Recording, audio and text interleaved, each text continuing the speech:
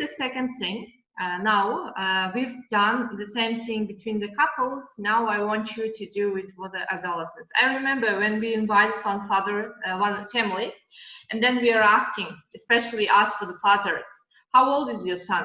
And he's like, my son, he's like 12, and his wife is looking with him with anger.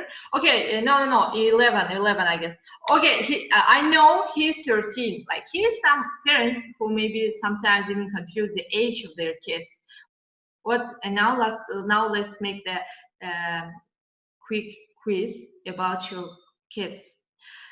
Could you please write any of this? Could you please just reply for any of these questions? Do you know about your child enough? You can just think of if you have like many kids or like 2 or 3. Think of any of your child and just try to remember. Do you know what are like their favorite games maybe? Pick any of the question and just respond it and write in the chat. Let me just see, do you know like the things which your kids love? Before you are writing and you are like sending your answers, let me just give you instruction on how to do this. You are inviting, if you have if you have husband or if you have wife, you sit together and you just playing the game. You take the blank paper and each of you are trying to respond for the questions. What is the favorite game of our son? What is who's his best friend? Who's his favorite blogger? Or let's say some celebrity, favorite teacher, food, book, and qualities that he doesn't or she doesn't like in others. And then then once you all together finish, you just sit and trying to see, do you write the same thing?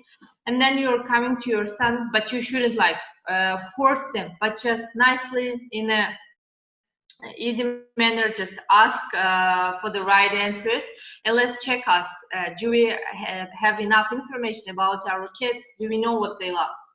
Okay, it is cool. Could you please just help me and maybe just read the answers which is coming for us? Yeah. So favorite game is football.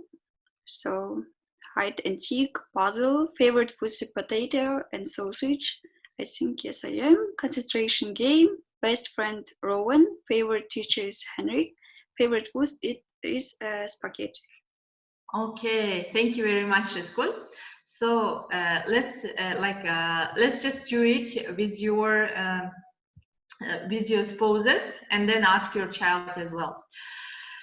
Let me ask you one question and other question, dear participants, like why we should know what the kids love.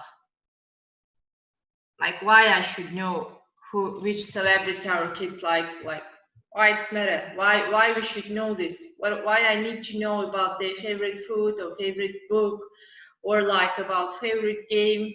His favorite game is PUBG and I don't find it really useful. No, it doesn't just make sense. It just don't help to develop him at all. I don't think we should have to know that, right? So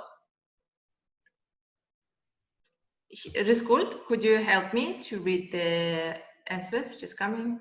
Yes, of course. To be able to connect to them, to have connection, because my child is part of me. Their favorite thing are the most important thing in their life, because they should know someone will lead them, to show that you care about them, to make better communication. Kids can feel our kindness, to know their feelings, likes and dislikes, to be able to understand them better, to make empathic relationships. Will be more close them and another. Okay, thank you very much, Rizkul.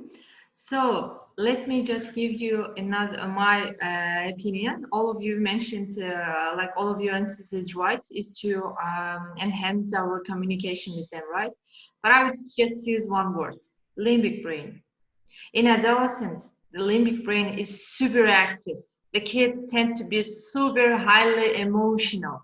They tend to cry a lot. They tend to show anger, to show everything out, or to cry, or to laugh, and so on. They're super emotional.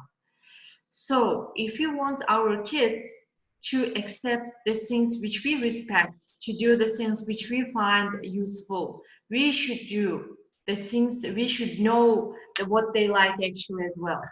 For example, for the French, in France, they speak in French.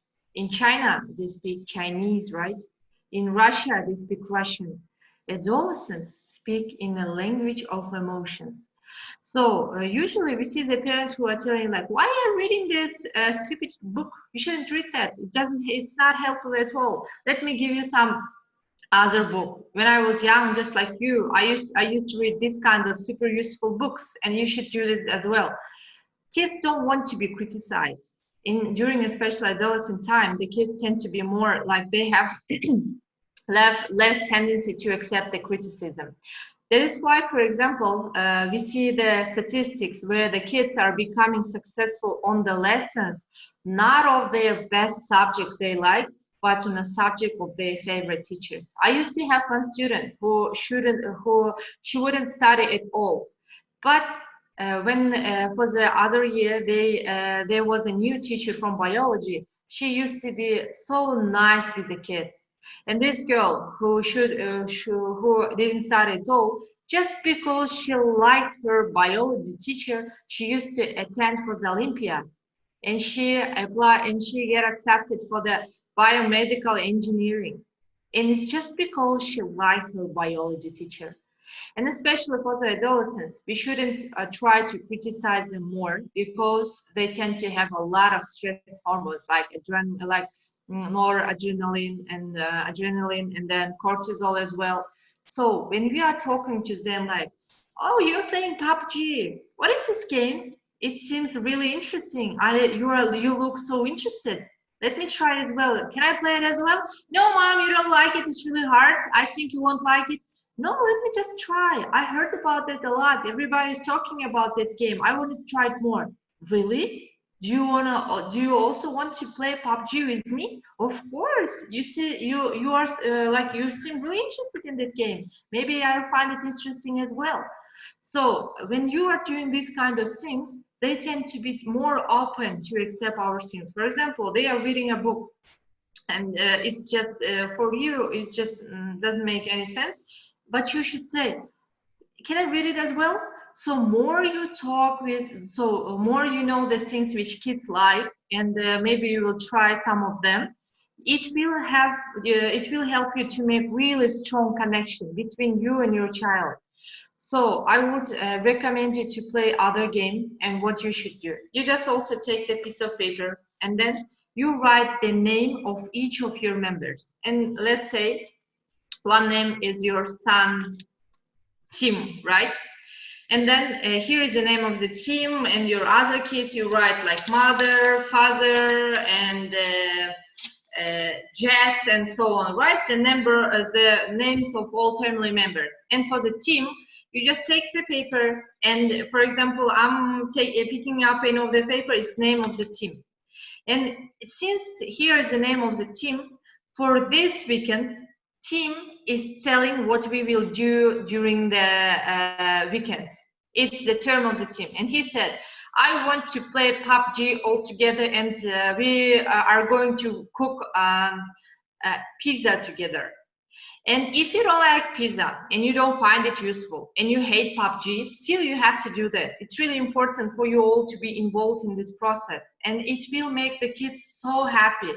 Because I remember the kids are telling like, my father never respects my opinion. He never likes the choice I made. He thinks that I'm doing all of empty things and so on.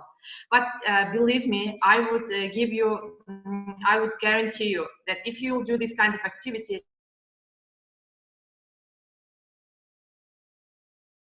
so just play this and try that. And for example, for the next time, it's just name of your like of Jeff, and she's telling like, I want to play like a tea garden. So we will all together drink tea with my toys at my room. Everyone should do that. And by this, we are teaching like to respect each of family members. We are making some team building, and then eventually you'll just make an activity where all the family members are attended, you are making activity all together. And then it's your turn, mother's like turn, and so on. You just do it every week, right? So just try it, just do it, and try to find about that more, because this kind of interaction will let you to build stronger communication. Otherwise, if you criticize a lot, kids will teach to lie to you. Yes, mom. No, no, no. I'm not playing this game anymore. Just my teacher sent me something, so I'm checking it on my phone.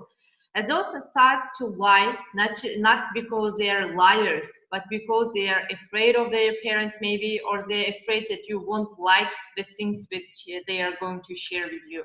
So let's just be attentive to this and try to do it, I would say, and maybe you'll find it really useful.